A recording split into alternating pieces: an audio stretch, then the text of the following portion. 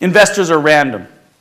If you're an investor, by definition, you don't know as much as the person you're investing in about the business that they are running. They are monomaniacal. You will always know your business better than an investor. What an investor has to be terribly good at is being able to look across a span of businesses and making judgments, high-risk judgments, on an absence of adequate information. And they will spend most of their time trying to gather up as much information as possible to support a case, because they don't want to not invest. If they don't invest, they don't make money. Their money doesn't make money. They have failed. You cannot run a successful investment fund. I cannot make money on my money as an angel investor unless I do something with it. And as we both know, leaving it in the bank means only one other person is making money. And he's a banker, and I'm not thrilled with bankers this year. I think they're making too much of my money. So there is a reason why an investor who manages their own money or other people's money has a desire to invest. Now, this is true whether it's a social enterprise or not. If you come across an investor and they're interested, then they're not interested, then they're interested, then they're not interested, and they appear a little bipolar to you, it's because they are. Now, and I don't mean that in a bad way. I mean it's because they are on a moving target. They've got investment opportunities coming in against them. They are making decisions, they're gathering information, and with each new additional piece of information, their view will change. And their enthusiasm will wax and wane. And it is, interestingly enough, they must make investments. It's in their interest to wait as long as possible. And this is a tension investors have to deal with. Because the longer the wait, the more they know. Well, just get to that next sale. Just prove to me the customer wants it. Just answer one more of the 20 questions through proof.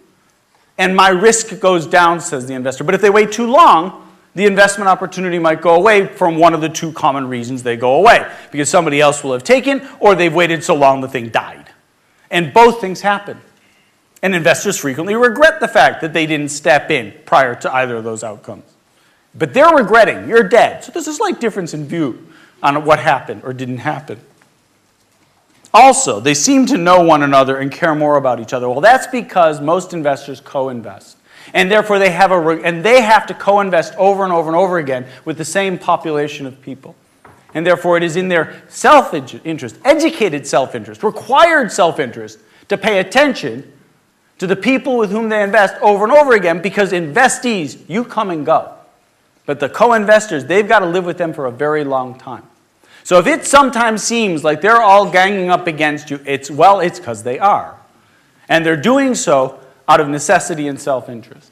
So now that we understand the facts, you might ask, why do I call that a survival guide? Because there is, in fact, a compound statement.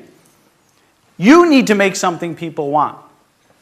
But if you're a smart investor, you care less about the deal you make than the deal you choose. It is one thing to negotiate a good deal with a company. I want more of your equity, I want less of your equity. It's much more important to pick the company that's going to succeed. I'll tell you right now, if I took all of you and I gave you 10,000 pounds, it ain't going to happen. That's what makes it a hypothetical. And I sent you back in time to Sergey Brin's dorm room in Stanford with that 10,000 pounds in your pocket. Let's call it dollars, because he wouldn't have known about the pounds. Sergey Brin's the founder of Google, by the way. And you said to him, I have $10,000 and I want to invest it in Google. And he said, I'm only going to give you 0.1%. Who here to say no? But if you'd had $10,000 and you were standing next to Sergey Brin in his dorm room, would you have given him $10,000 for 0.1% for a business that could not make money, and he had no idea how he was ever going to make money? In fact, he just was going to run it for free and see what happened. You might not have done it. At the time, I probably wouldn't have. It's why I'm not Sergey Brin, amongst other things. It's why I'm not Kleiner Perkins. It's why I have never invested in a Google successfully yet, to my great regret. But when you ask yourself how easy it is to look back, remember how hard it is to look forward.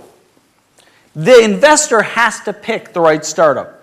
So they need to pick the startups that truly make something people want. Answer those 20 questions for yourself. You have made yourself investment ready for an investor.